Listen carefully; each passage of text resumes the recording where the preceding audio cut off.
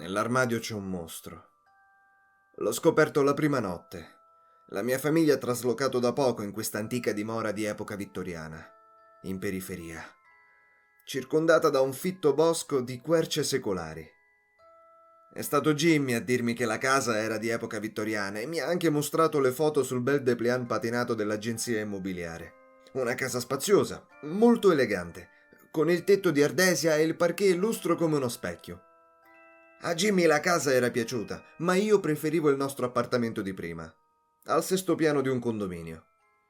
Dalla finestra della cameretta si vedeva l'oceano e Jimmy e io stavamo a lungo a guardare le barche che lo solcavano.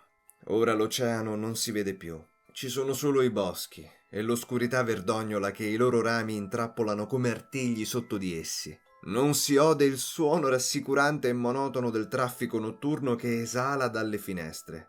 E le stanze non sono più rischiarate da quella lieve sfumatura di luce che filtrava dalle strade, piene di lampioni e insegne.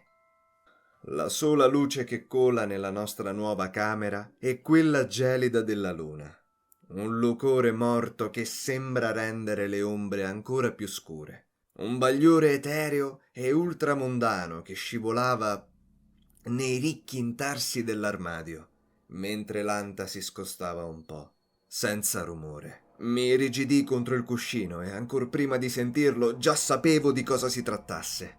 La casa è vecchia e loro amano le case di questo tipo, piene di intercapedini e mobili spaziosi dove possono acciambellarsi e fare il loro nido. L'anta dell'armadio venne sospinta di qualche spanna ancora e dallo spiraglio sgusciò un suono raccapricciante. La voce di una bocca enorme e gorgogliante di saliva che tentasse di comporre parole senza riuscirvi. L'aria della camera, che un istante prima sapeva di cera per mobili e coperte nuove, irrancidì per un puzzo molle e disgustoso, così pungente che Jimmy, sebbene profondamente assopito, accartocciò il viso in un'inconsapevole smorfia. Io, al contrario, non mi muovevo, fissando la densa striscia di fitta tenebra che si era profilata fra le ante socchiuse. Fu in quell'interstizio sottile che si accesero due occhi, riverberando all'argenteo chiarore lunare. Erano globi gonfi, primordiali, turgidi di quella malvagità ebete che soffoca le menti di tutti i mostri.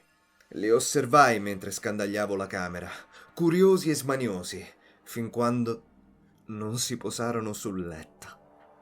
Il verso untuoso della creatura nell'armadio si modulò, diventando un miagolio viscido, impregnato di una felicità perversa. Tutto il mobile, per un attimo, fremette insieme al suo occupante. L'anta venne sospinta ancora, garbatamente. Fuori, come provenienti da un altro mondo, le fronde delle querce stormivano la loro crepitante cantilena di streghe, ridestate dal vento che trascinava con sé le prime avvisaglie dell'autunno. La luna piena, come luminosa faccia inespressiva, proiettava il suo chiarore indifferente attraverso l'ampia finestra, e fu in quella luce che vidi quei neri, lucidi tentacoli protendersi, testando il pavimento, allungandosi verso le gambe d'ottone del letto. Il miasma si fece più intenso e rivoltante.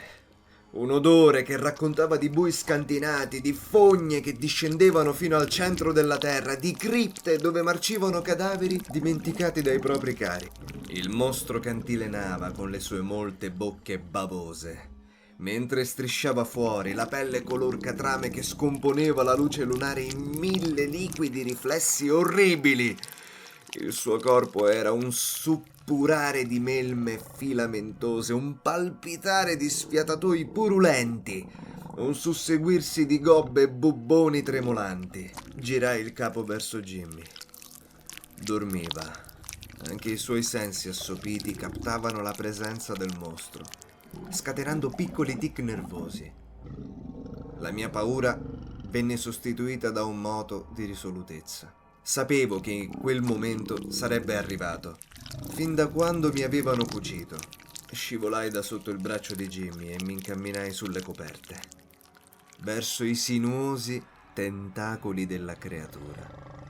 Come mi vide, emise un coro di profondi sibili inferociti, grondanti di odio. Aveva molte bocche, tutte piene di multiple file di denti seghettati, tutte schiumanti di bava. Difesi Jimmy quella notte e lo difenderò per tutte le notti che verranno, fino a quando lui crederà ai mostri nell'armadio e fino a quando saprà che io potrò difenderlo da loro. È per questo che sono stato creato. È per questo scopo che esistono gli orsetti di pezza.